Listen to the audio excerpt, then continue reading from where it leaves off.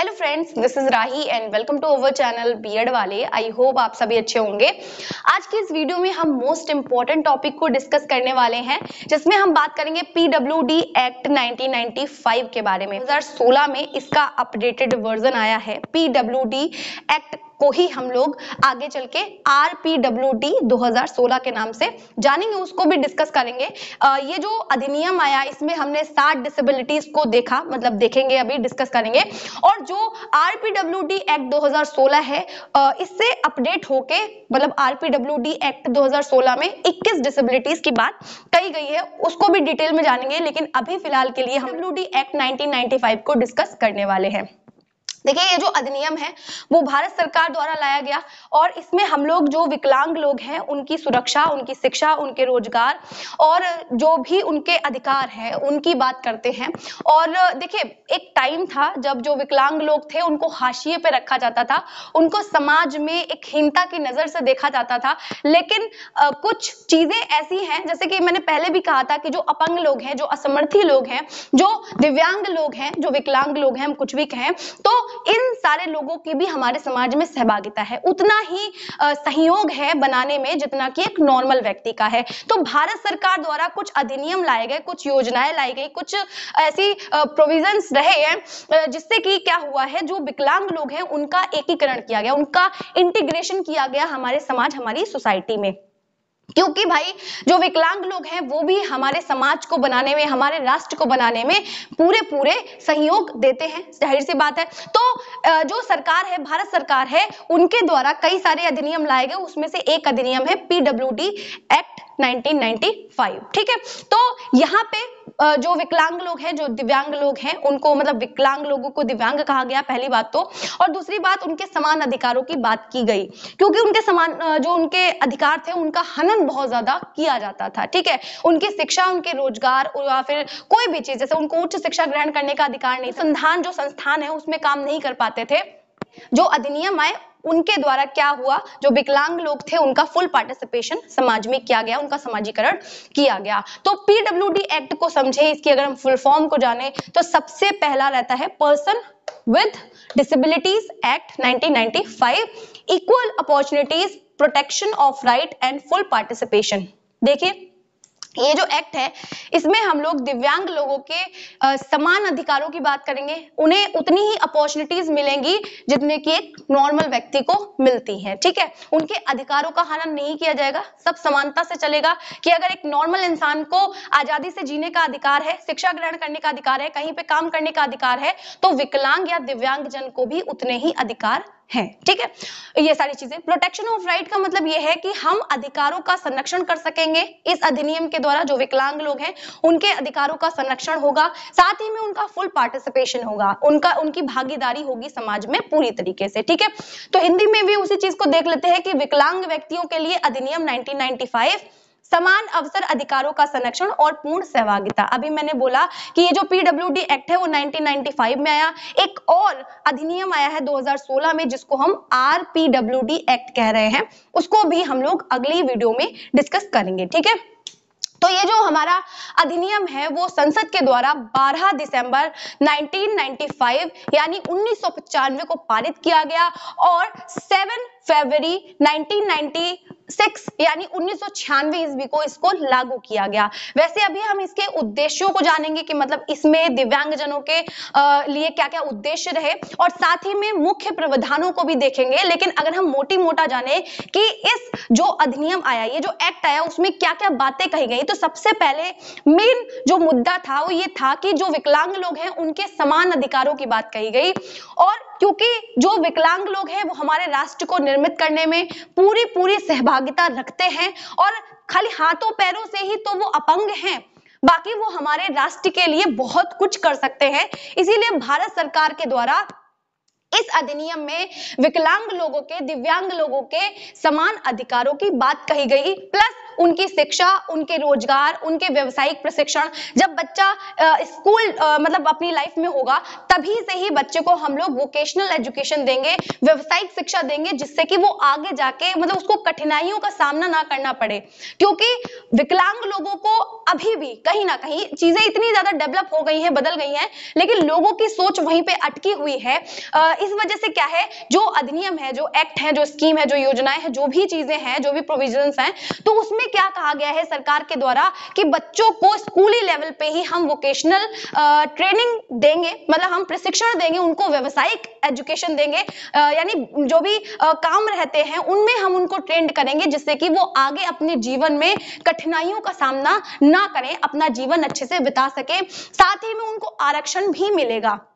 आरक्षण का मतलब आप सभी जानते हैं कि अगर कोई बच्चा विद्यालय में पढ़ने जाता है और वो दिव्यांग है तो पहले से ही कुछ सीटें उसके लिए रिजर्व रहेंगी, या फिर वो कहीं पे भी नौकरी लेने जाता है तो पहले से ही उसको आरक्षित सीटें उसके लिए छोड़ दी जाएंगी, मतलब विकलांग जनों के लिए उतनी सीटें आरक्षित होती हैं, अलग से छोड़ दी जाती हैं। तो वो सारी चीजें हम इस अधिनियम के द्वारा देखते हैं, इस अधिनियम में ये सारी बातें कही गई। साथ ही में पुनरावास की बात कही गई, जो भी दिव्यांग लोग हैं उनके रहने की बात की गई, पुनरावास, ठीक है, आराम से वो रह सके, उनको किसी भी प्रकार की समस्या नहीं होगी। उनका जो एनवायरनमेंट है, मतलब हम उनको ऐसा एनवायरनमेंट प्रोवाइड करेंगे ताकि वो बाधा मुक्त हो सके, वो सारी टेंशन से फ्री हो सके, उनको कभी भी हीनता की भावना महसूस नहीं होनी चाहिए, क्योंकि भाई ये तो किसी के साथ भी हो सकता है ना। तो विकलांग जनों को हम पूरे अधिकार दिला सके, उनको हम सेफ्टी महसूस करा सके, उनको हम अच्छा महसूस करा सके अपने एनवायरनमेंट में। तो इसीलिए ये जो अधिनियम है वो भारत सरकार द्वारा लाया गया। अगला देखिए, बेरोजगारी भत्ता दिया जाए। कोई भी अगर कर्मचारी है, वो सरकारी किसी भी संस्थान में कार्यरत है, सरकारी किसी भी संस्थान में काम कर रहा है, तो अगर उसको दिव्यांगता आ जाती है, हाथ पैरों में किसी भी तरीके की दिव्यांगता आती है, तो उसको अपने काम से निकाला नहीं जा सकता है। हाँ, पोस्ट जरूर चेंज की जा सकती है उसकी, लेकिन दिव्यांगता के कारण उसको अपनी नौकरी से निकाला नहीं जा सकता है, ठीक है। साथ ही में अगर कोई विकलांग है और उसको नौकरी नहीं मिल पा रही है, या फिर ऐसी चीजों का सामना करना पड़ रहा है, वो 1 साल से खाली बैठा हुआ है, तब उसको बेरोजगारी भत्ता भी दिया जाएगा, ऐसा ये अधिनियम कहता है। और जो बीमा योजनाएं हैं वो भी सरकारी कर्मचारियों के लिए चलाई जाए जो कि दिव्यांग हैं, ठीक है। अगला देखिए, गंभीर विकलांग जन के लिए घरों का निर्माण करना, यानी जिनकी विकलांगता बहुत ज्यादा मतलब हाई लेवल की है, उनके लिए सरकार घर बनाएगी और उन्हें प्रोवाइड करेगी, प्लस स्कॉलरशिप बच्चों के लिए, मतलब बहुत सारी चीजों की बात कही गई है। फिलहाल तो मोटी मोटा इन सारी चीजों की बात कही गई है। तो अब हम ये देखेंगे कि जो पीडब्ल्यूडी एक्ट है 1995 वाला, उसके उद्देश्य क्या है। तो पीडब्ल्यूडी एक्ट में जो उद्देश्यों की बात कही गई उनको डिस्कस करते हैं। सबसे पहला उद्देश्य क्या है, देखिए सबसे पहला उद्देश्य यह है कि जो भी बच्चे 18 साल से कम उम्र के हैं, मतलब 18 साल के पूरे नहीं हुए हैं, और वो किसी भी विद्यालय में जाते हैं, चाहे वो इंटीग्रेटेड स्कूल्स हो सकते हैं, मतलब एकीकृत हम लोगों ने शिक्षा समझी थी कि ऐसी जगह जहां पे जो नॉर्मल बच्चे हैं और जो विकलांग बच्चे हैं वो साथ में बैठ के एजुकेशन लेते हैं, उस एजुकेशन को हम लोग इंटीग्रेटेड एजुकेशन कहते हैं। और जहां पे बच्चे विकलांग होते हैं उनको अलग से किसी स्कूल में जब शिक्षा दी जाती है तो उसको विशेष शिक्षा या विशिष्ट शिक्षा कह के हम लोग बुलाते हैं। तो 18 साल से जो बच्चे कम के हैं, 18 साल तक के हैं या 18 साल से कम के बच्चे हैं, अगर वो किसी भी विद्यालय में जाते हैं, चाहे वो विशिष्ट शिक्षा लेने जाते हो, चाहे वो एकीकृत शिक्षा लेने जाते हो, उन सभी को मुफ्त शिक्षा दी जानी चाहिए या प्रदान की जाएगी, ऐसा इस अधिनियम का कहना है। साथ ही में जो विकलांग व्यक्ति है या जिनको हम दिव्यांग कहते हैं, उन व्यक्तियों या बच्चों को एकीकृत करने के लिए हम समाज में पूर्ण भागीदारी के अवसर देंगे। देखिए यहाँ पे क्या हो रहा है, ये जो अधिनियम है वो समाज या सोसाइटी को अवेयर कर रहा है, जागरूक कर रहा है। साथ ही में हम ऐसी इंफॉर्मेशन देंगे, लोगों को ऐसी सूचनाओं को बताएंगे जिससे कि जो लोग हैं वो भी एक तरीके से अभिप्रेरित होंगे, इन लोगों को जो दिव्यांग लोग हैं उनको एक्सेप्ट करेंगे, क्योंकि हम क्या कर रहे हैं, अवेयरनेस ला रहे हैं लोगों के अंदर कि भाई जो विकलांग लोग हैं, जो दिव्यांग लोग हैं, वो भी हमारे समाज, हमारी सोसाइटी का हिस्सा है। तो जिससे कि जो दिव्यांग लोग हैं उनकी पूर्ण सहभागिता हमारे समाज में हो पाएगी। ऐसे समाज का निर्माण करना जिसमें जो विकलांग लोग हैं उनको समान दर्जा मिल सके, सभी एक समानता के साथ में जी सके, रह सके और किसी के भी जो अधिकार है उनको उनका जो है वो हनन ना हो। अब देखिए ऐसा इन्वायरमेंट तैयार करना जो कि बाधा मुक्त हो, किसी भी प्रकार की दिव्यांगजनों को समस्या नहीं होगी, अभी मैंने फिर से कहा। और पांचवा अगर अभी हम देखें तो इक्वालिटी, सबसे बड़ा मुद्दा इक्वालिटी का है, ठीक है। इक्वालिटी तो देंगे, साथ में उनको इक्विटी भी देंगे, समता भी देंगे, समता और समानता दोनों के अवसर मिलने चाहिए विकलांग लोगों को, जिससे कि वो आगे बढ़े और अपने जीवन में बेहतर कर सके और राष्ट्र के निर्माण में हमारी सहायता कर सके। इसलिए इस अधिनियम को लाया गया था। तो आई होप आपको इनके जो उद्देश्य है वो समझ आए होंगे। अब ये जो अधिनियम है वो 7 डिसेबिलिटीज की बात करता है, उनको भी हम डिस्कस करते हैं। सबसे पहला ये जो एक्ट है वो बात करता है अंधेपन की, जो पूरी तरीके से लोग अंधे हैं, जिनको बिल्कुल भी दिखाई नहीं देता है, उनकी बात करता है। साथ ही में जिनकी मतलब जिनमें दृष्टि बाधिता है, कम दिखता है लेकिन दृष्टि बाधिता है, लेवल थोड़ा सा कम है, थोड़ा थोड़ा दिखता है, मतलब अंधेपन में क्या है बिल्कुल ही नहीं दिखता, और कम दृष्टि बाधिता का मतलब ये है थोड़ा थोड़ा दिखता है। तो इन सारी डिसेबिलिटीज की बात कही है इस अधिनियम ने। साथ ही में तीसरे नंबर पे श्रवण बाधित, जिनको सुनाई नहीं देता है, उन लोगों की बात करता है। कुष्ठ रोग ठीक हो गए हैं फिर भी चलने फिरने में समस्या है, ऐसे लोगों को भी ये जो अधिनियम है वो इंक्लूड करता है।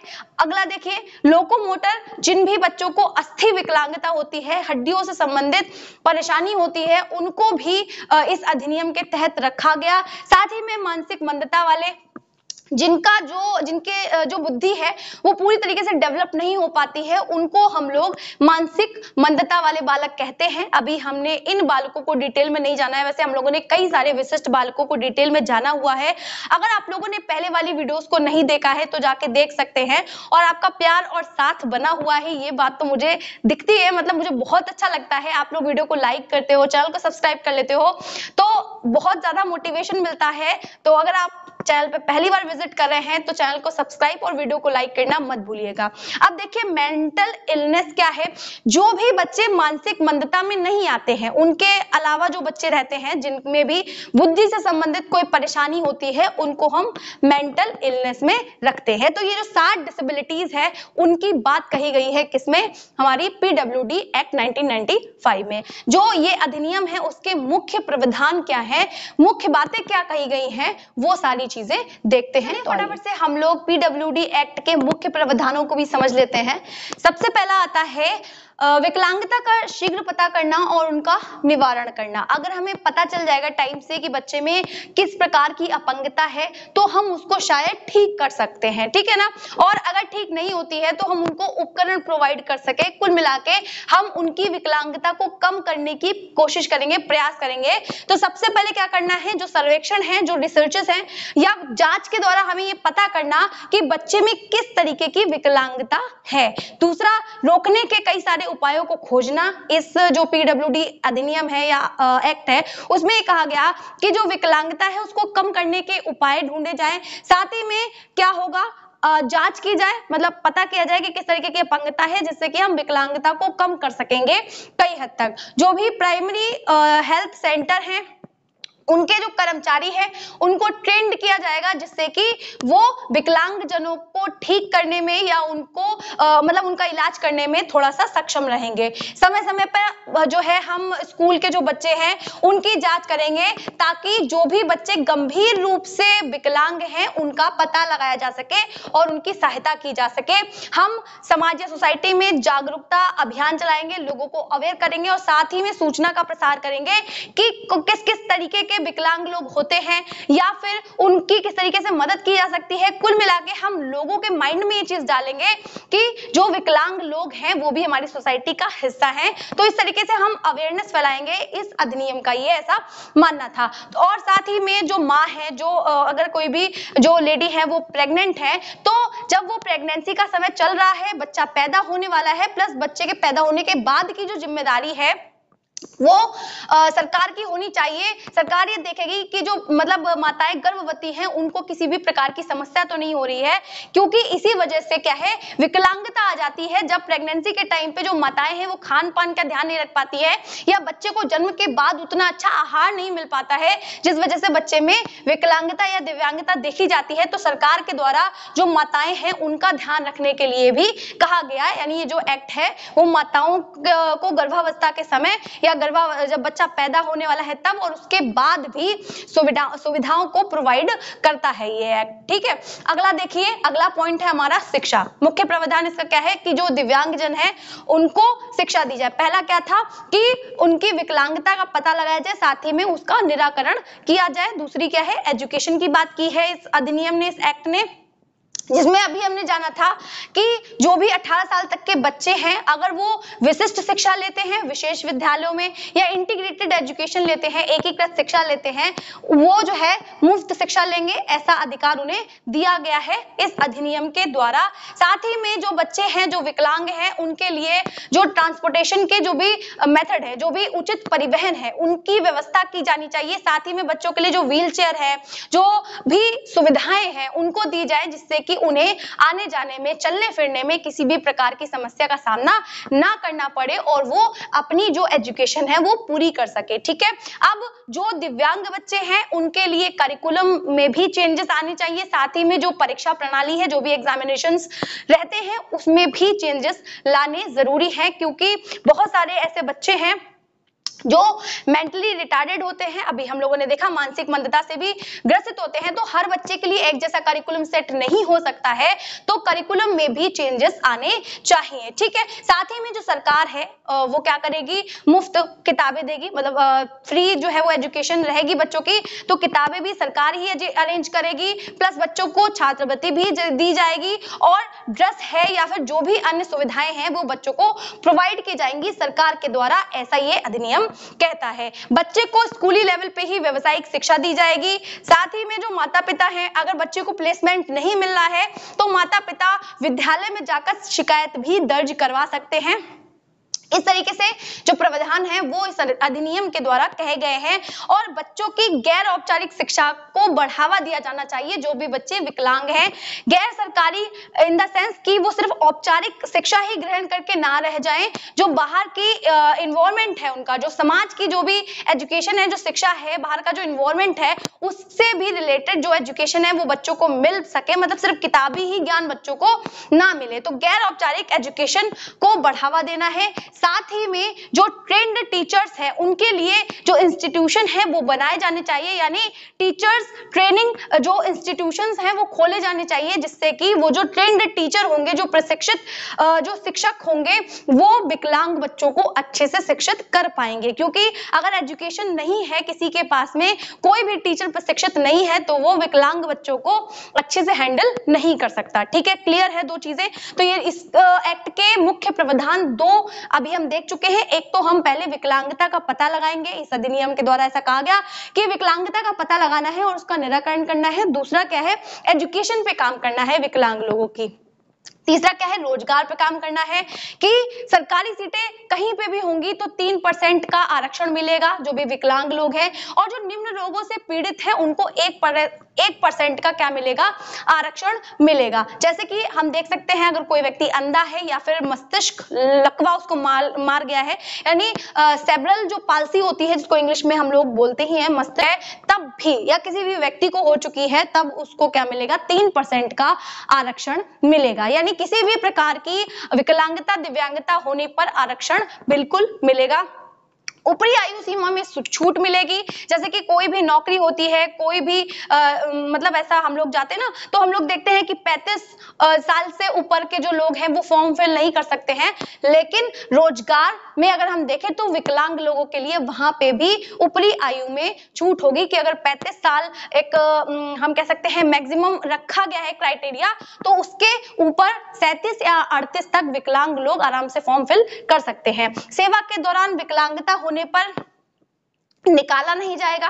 देखिए, जो भी सरकारी कर्मचारी हैं, अभी हमने डिस्कस किया था स्टार्टिंग में कि कोई भी कर्मचारी अगर किसी भी सरकारी संस्थान में काम करता है और उसके पास दिव्यांगता आ जाती है या किसी तरीके की दिव्यांगता से वो जूझता है या उसको इस तरीके से परेशानी फेस करनी पड़ती है, तो उसको निकाला नहीं जाएगा अपनी नौकरी से। सरकारी या जो प्राइवेट स्कूल्स हैं उसमें भी बच्चों को 3% का आरक्षण दिया जाएगा। ठीक है, अब देखिए गैर भेदभाव का क्या मतलब है। जो भी रेलगाड़ी के डिब्बे हैं या कोई भी ऐसी सोशल साइट है जहां पे जो विकलांग लोग हैं उनको जाने में समस्या होती है, या फिर जो भी वेटिंग रूम्स हैं या फिर जहाज है या हवाई जहाज है उनमें जाने में उन लोगों को समस्या रहती है ना, भाई विकलांग लोग हैं उनको चलने फिरने में समस्या है, तो इस अधिनियम का ये कहना था कि इस तरीके के जो लोग हैं, जो विकलांग लोग हैं, उन लोगों को आने जाने में सुविधा हो, ऐसी अरेंजमेंट किए जाने चाहिए, ऐसे अरेंजमेंट किए जाए, ऐसे चीजें ऑर्गेनाइज की जाए जिससे कि जो विकलांग लोग हैं वो भी आराम से हवाई जहाज पे बैठ सके, जहाज पे बैठ सके या रेलगाड़ी के डिब्बों में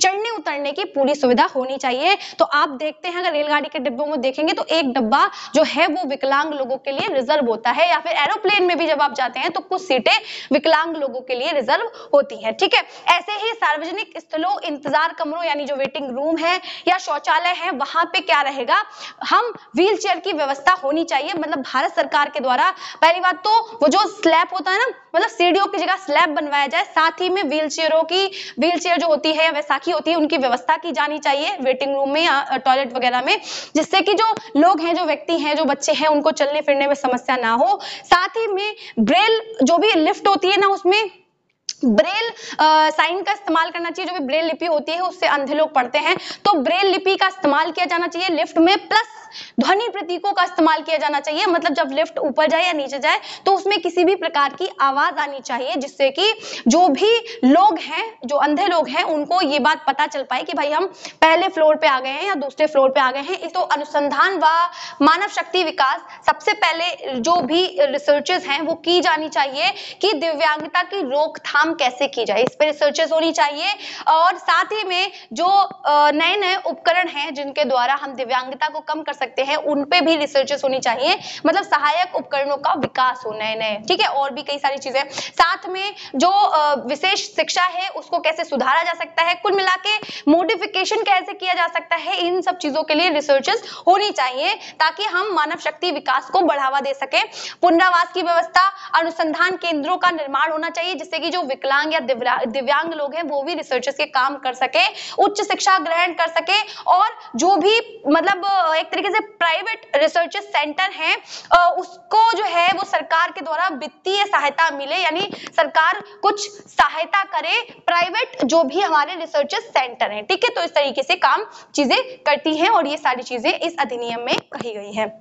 सकारात्मक कार्यवाही की अगर हम बात करें तो अगर कोई विकलांग व्यक्ति कुछ खोलना चाहता है, जैसे कि अपना घर बनाना चाहता है या कोई व्यवसाय करना चाहता है, तो सरकार के द्वारा उसे भूमि दी जाएगी और उसे उपकरण दिए जाएंगे जिससे कि वो अपना जो है वो रोजगार शुरू कर सकता है, वो किसी भी फील्ड में काम कर सकता है। यानी सहायक उपकरण दिए जाएंगे सरकार के द्वारा प्लस भूमि दी जाएगी। घर अगर बनाना चाहता है, व्यवसाय करना चाहता है या मनोरंजन केंद्र खोलना चाहता है या कोई फैक्ट्री डालना चाहता है तो उसके लिए सरकार जो है वो विकलांग जनों की सहायता करेगी। अगला देखिए सामाजिक सुरक्षा। अभी मैंने कहा था कि बेरोजगारी भत्ता हो गया या फिर आरक्षण हो गया, ऐसी बहुत सारी चीजें हैं जो सामाजिक सुरक्षा में आ जाती है। और आठवां अगर हम लोग देखें तो शिकायत का निराकरण करना या निवारण करना जो है वो सरकार के द्वारा ही किया जाएगा कि अगर कोई विकलांग जनों के अधिकारों का उल्लंघन करता है या हनन करता है तो जो विकलांग लोग हैं वो अपनी शिकायत लेकर केंद्र के पीडब्ल्यूडी मुख्य आयोग के पास जा सकते हैं, साथ ही में राज्य के पीडब्ल्यूडी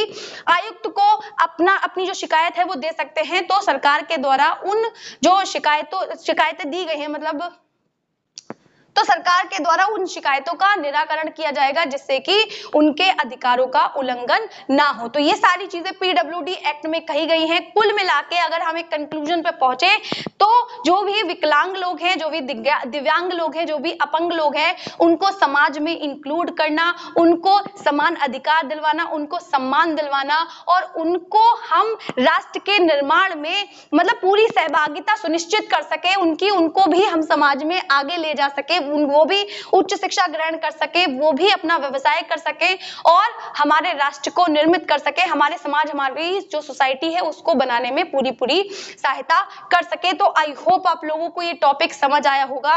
अगर आप लोगों को कोई नया टॉपिक चाहिए तो आप लोग कमेंट सेक्शन में बता सकते हैं। इसी में अगर आपको कोई टॉपिक समझ नहीं आया हो तो भी आप लोग कमेंट सेक्शन में बता सकते हैं। और अगर आप लोगों को वीडियोस अच्छी लगा करे तो वीडियो को लाइक करना, चैनल को सब्सक्राइब करना, साथ ही में अपने साथियों के साथ शेयर करना बिल्कुल भी मत भूलिएगा। मिलते हैं इसी तरीके की मोर वीडियोस के लिए, तब तक के लिए जय हिंद।